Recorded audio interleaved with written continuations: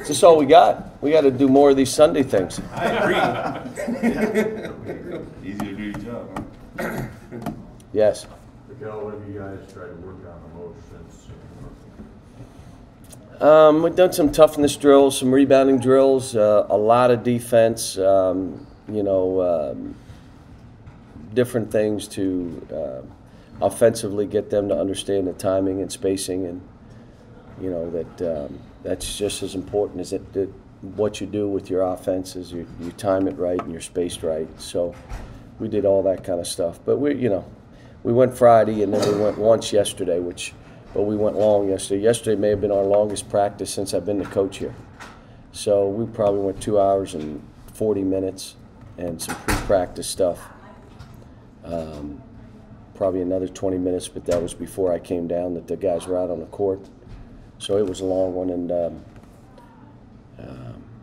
and we'll go twice today. Willie said you'd sort of cranked up the intensity in the drills, made the drills more about winning. Someone wins and someone loses. Does that just create that sense of urgency that in 5 days you're really playing again? It's not 5 days. It's just we have to set a tone of how we play. And, we have guys that you see start backing up. You just, okay, losers, this is what's happening to the loser. And then if whether it's an offensive, defensive drill, one of you two are running. So either it's the offense or the defense, and we did that. But it's all just trying to get them. What I'm saying to them, to really improve, you've got to make yourself uncomfortable. You have to make yourself uncomfortable in practice. If you're not willing to do that, I will. Then I'll do it however I have to make you uncomfortable. I already told you guys I never leave practice where I'm ticked off by myself. Everybody in the building will be ticked off when I walk out of that gym if I'm mad. If I'm mad, they're all mad. And so I'm just trying to, work on guys and trying to get, Kyle's got to get better. Ryan's got to get better. You've got to get, Archie's got to play with better pace. Alex has got to do his motor. We've got to have our bigs more focused on every possession. We don't talk enough right now. We still give up on possessions in tough rebounding situations. We're not coming up with balls. We're not going to be bigger than everybody we play. So we got a lot of work. I'm just trying to take this step at a time, and I'm staying in the moment. Where are we right now? We've gotten better. Where do we need to go? That's when you start losing sleep. Like, oh my gosh, we don't have a zone offense in yet. I haven't done any zone or defense. I did two possessions. They made a three. I said, that's it. Let's stop. So when you said that you had to go at some guys in that game to see who could take it, in the heat of the battle, I do it in practice too. No, they're fine. I mean, I've done it in practice too. I just really go after a guy to see how he responds. I asked him the other day, who have I been the toughest on? Raise your hand, and 5 of them raised their hand. So, no, I'm saying the absolute toughest. The 5 of them believe it's them. See, they only see how you're coaching them. They don't see how you're coaching anybody else. I'm not mean about it. I keep saying, if you can't take me, I care about you. There's no question that I care about you. If you can't take me, how in the world are you going to take the people we play? At this point in the year, do you normally see an intensity change with guys as the real games get closer, start to come about? Oh, they have a sense of urgency, but there's just you think about it. They've got a lot of things it's got to register in their mind. They've got to respond to it. They've got to react. So they're doing that and then thinking about playing hard. So sometimes that gets them to stop because they're trying to think about, where am I supposed to go? Where before they did whatever they wanted to do. They were the best player. And the rest of you guys fix it after I do something stupid. Now you got to play with our team. Last night, Alabama, LSU. If one guy made a mistake on that last series, they lost the game. There was a responsibility for every player on the team to do their job, and then the defense had to do their job. And they won in a place they'd never won. And that's why they're #1 in the country. Best thing that happened to Alabama is they went down on a team late in the game. Now let's see what we're made of. That's why you train like this. You sweat now so you don't bleed later. Counselor, Ryan Harris is probably one of those guys who thinks you're the hardest on him. Are you harder on your point guards than normal, or is that just their perception? They get the ball all the time. Now, if you don't want to be in that situation, soon you get it, give it to somebody. No, I want it. I want to do it. Well, then you're going to get hammered. So either give it up early or you better be making the right decisions because it's in your hands. So, yeah, it's a hard position to play. And it also, defense starts with that position because he's guarding the ball in most cases. Well, now all of a sudden you're in the eye of the storm 70% of practice. So obviously you're going to get coached more than the other guys. Cal, what do you remember about Transy last year and the competitive challenge they can bring? Well, they get most of their guys back. Brian does a great job. I watched the tape. 17-17, 19-17, 21-19. I mean, then we got a little gap before half, and you're up 12 or whatever it was, and then kind of wore them down in the second half. But the thing that hit me in the face is that team won the national title. Man, we must really roll out balls. That team that I saw right there won the national title. Anthony Davis was the #1 pick, Olympic gold medalist, and getting 20 a game in the NBA. Couldn't score on Transylvania. Could not get it in the basket. Michael, I mean, it was we won a national title. And that was our first or second outing, which was kind of crazy. Do games like that, though, like the Northwoods and the Transies, really help you to prepare in a game-like atmosphere? Yeah, you'd rather it be that way. You don't want to get beat, obviously, but you want to make sure they give you a game, and they will. You know, they're well coached, and they know what that score is. If I'm Brian, I show them last year's tape, first half, and I say, let's just play like that for 40 minutes.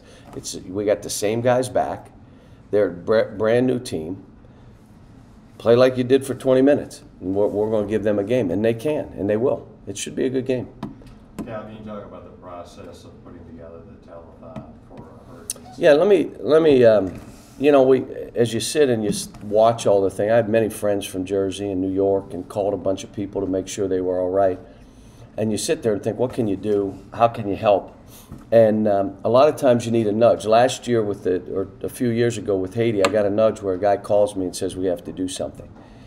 This year, Wayne Martin called me, and he said, Cal, you know, are you thinking about doing anything for the victims of this horrible storm? And I said, I've been thinking, and we're trying to figure out. He said, why don't we do what we did a year ago? And so we started the process yesterday. We're going to do it Wednesday. We'll do it for an hour. The phone banks will be open for 24 hours.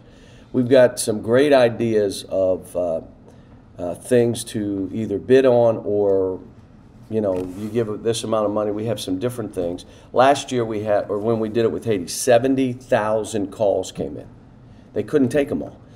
2,000 got answered. So we're going to hope to have it so that whoever calls in, that phone will be answered somewhere. And we have matching funds. Right now, I don't want to give you the total number, but it's well into 6 figures that we have together that, you know, I've made phone calls and commitments from people so that when people give money, it will be matched by another donation. So, again, you know, this was devastating. When I saw the stuff in Queens, you know, it reminded me of the neighborhood I grew up in and the people that I grew up with. When you look at what happened in Seaside. Now, you may think, well, Seaside is all these just beach, you know, wealthy people. No, I've been to Seaside.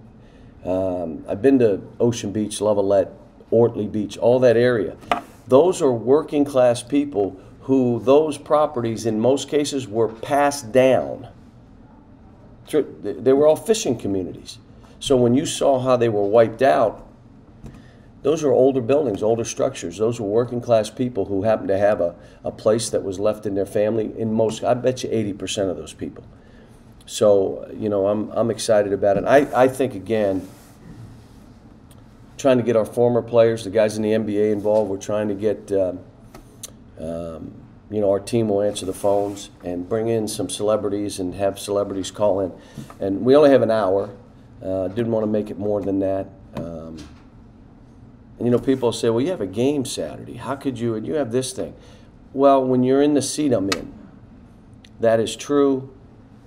And but I think you cheat the position if you don't. If we're able to do something and to raise a ton of money for these people and these victims, you have to do it. It's not an option of, well, you got a game Friday against Maryland. Isn't that a bit? Yeah, it's big. I know it is, but I think that what we're doing here is bigger, and what we're doing and what we're letting our players understand, it's bigger. One last question. Do you have any sense of whether any of what happened last week will affect you guys logistically this week or anything? I don't think so, but the building has been, I think they played Toronto or somebody in the building. The issue becomes if the subway and the train system is not getting to Brooklyn, if you're staying in the city and you're trying to get there without public transportation, I've done it before. Torture. It'll take you 2 hours, 3 hours. With public transportation, it'll take you 15 minutes, 10 minutes. So I don't know anything about any of that stuff.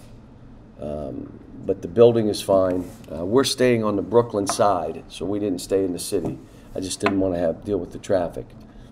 Cal, did you do like the fans and get the scoring efficiency for each of the lineups the other night? I'm wondering how that figured out. I didn't. I'm trying not to be. I don't want numbers. Sometimes numbers numb you. So I didn't do it. I just said, let me just watch the tape and see what I saw. And really, you know, what it comes down to is individual players have to improve. Here's what I told them last night. My goal as I coach is to have people watch a player play from his hometown or his family and have them say this: I cannot believe that's the same guy. Like Darius Miller. I cannot believe he got Josh Harrelson. I know they were all one-and-doners. Or DeAndre Liggins. I can't believe he's got DeAndre playing this way. That staff, to get Eric Bledsoe to play that way, oh my gosh, I never thought John would play any kind of point guard position. Look at Kyle Wilshire. Look at him go after balls. He's defending. He looks way more athletic. All the people at NC State, I never thought Ryan Harrow would play that way. Never saw it. I wouldn't believe it in 1,000 years.